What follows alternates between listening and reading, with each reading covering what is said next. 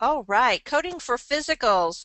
There was a question that had come in regarding V70.0 versus V72.3, and there's another digit that would go with that.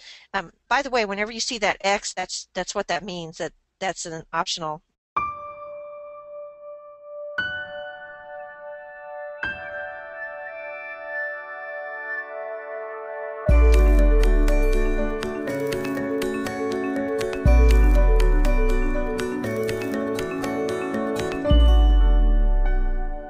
So Sharla had asked, when patient presents for annual physical and has a GYN component to the exam, which ICD-9 would be used as primary diagnosis? V70.0 or the or the that's funny, V72.6. There is conflicting information out there on this subject. It seems some folks use both codes with V70.0 and some use only the V72.3. So let's go look at our slide. Okay, so what is actually V70.0? It's a routine general medical examination at the healthcare facility. This is a really common code, and I know you're not supposed to memorize codes, but this is one you're probably going to memorize if you're working in a physician's office. It's a health checkup.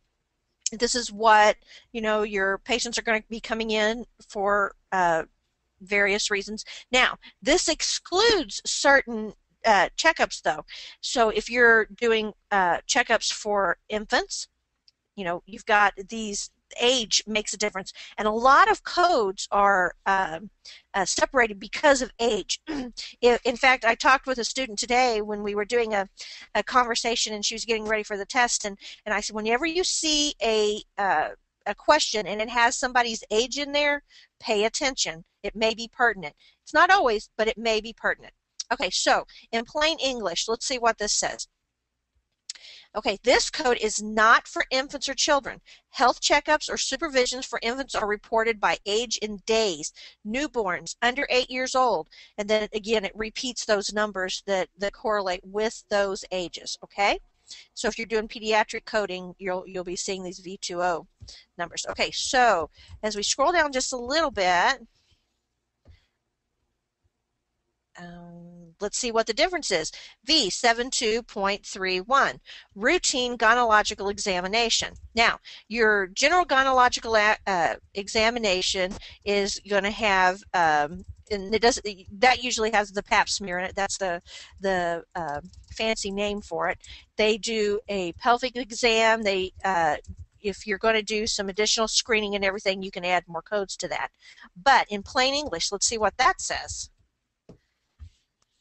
Poor Laureen has to scroll and answer questions. Right. Okay, so your routine gynecological exam means a general annual or periodic exam, and it lists what's included in that. Okay, now additional codes again are listed in what you might have to do that's separate. So now ask yourself, the patient came in.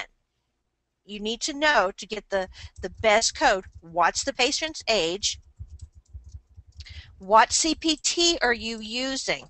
Okay, that will make a difference on which ICD-9 code that you're using and what type of a visit is it. So if we go back and we revisit, the patient comes in for a routine physical, but there's a gynecological component. So in other words, they come in, they're scheduled for a routine visit, and then all of a sudden she says, oh, by the way, I've been having a lot of cramping lately and with my cycles, and it's becoming a problem. And so the doctor addresses that in a gynecological aspect.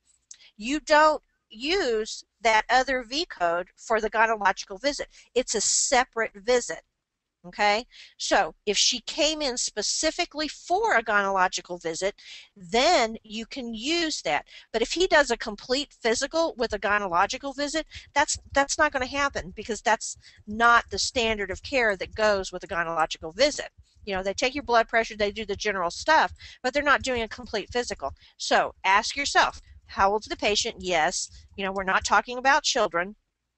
And what's the CPT code? In other words, what type of a evaluation is being done? Is it a yearly physical, or is it a monthly physical for gynecological, and that's the type of visit. That'll tell you which code. So in the one that she's giving, I would say it's the regular V70.0.